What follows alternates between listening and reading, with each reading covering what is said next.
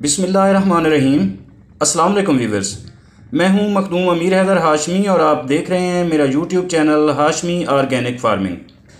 साथियों, आज एक बहुत ही खूबसूरत और दिलचस्प वीडियो के साथ हाज़िर हूं। दोस्तों, ये वीडियो हंसराज परिंदे पर है, जिसे अंग्रेज़ी में स्वान और वसेबी ज़बान में बतख भी कहते हैं। व्यूअर्स, बतख के पाँव ठंड महसूस नहीं कर सकते। बतख में पत्थर हज़म करने की सलाहियत मौजूद होती है। बतख की 3 पलकें होती हैं। बतखों के मुख्तलिफ़ नाम हैं। हैचिंग के फ़ौरन बाद बतखें आज़ाद हो जाती हैं।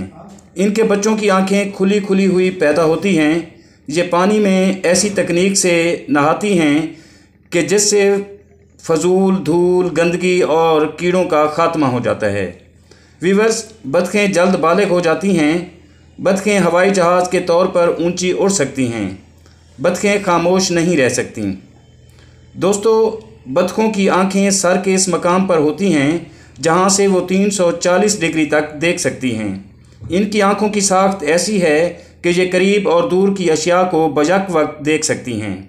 दोस्तों, बतखें चूंच से पर साफ़ करते हुए अपने गदूद से एक वाटर प्रूफ तेल खारिज करती हैं। ये गदूद बतखों की दुम के करीब होता है। बतखें जब पर फड़फड़ाती हैं तो इनकी गूंज हवा में बाज गश्त करती रहती है। दोस्तों, इन बतखों को मगरमच्छ, गंजा उकाब और बाकी जंगली जानवरों और परिंदों से ख़तरा होता है। इसलिए ये नींद के दौरान एक आंख बंद और एक खुली रखती हैं।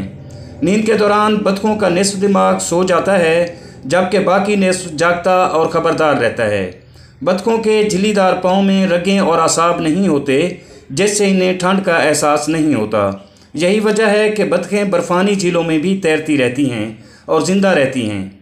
व्यूअर्स, बतखें अमूमन 20 बरस तक ज़िंदा रह सकती हैं। शर्त यह है कि इनको मुनासिब घरेलू खुराक और मुनासिब माहौल मुयस्सर हो, वरना ये 5 से 10 साल तक ज़िंदा रह सकती हैं। दोस्तों, बतख में 10 साल तक अंडे देने की सलाहियत होती है। अलबत्ता बढ़ती उम्र के साथ साथ इसकी अंडों की सलाहियत में कमी वाक़या हो जाती है। इनकी नस्लों में सबसे तेज़ एक सुर्ख छाती वाला मरगनसर था, जो हवाई जहाज़ जितना तेज़ और ऊंचा उड़ सकता था। बतखें आमतौर पर 200 से 4000 फीट के दरमियान फ़िज़ा में मुंतकिल हो जाती हैं। नेवाडा के ऊपर जेट तैयारे ने एक बार 21,000 फीट की बुलंदी पर एक मलाड को निशाना बनाया।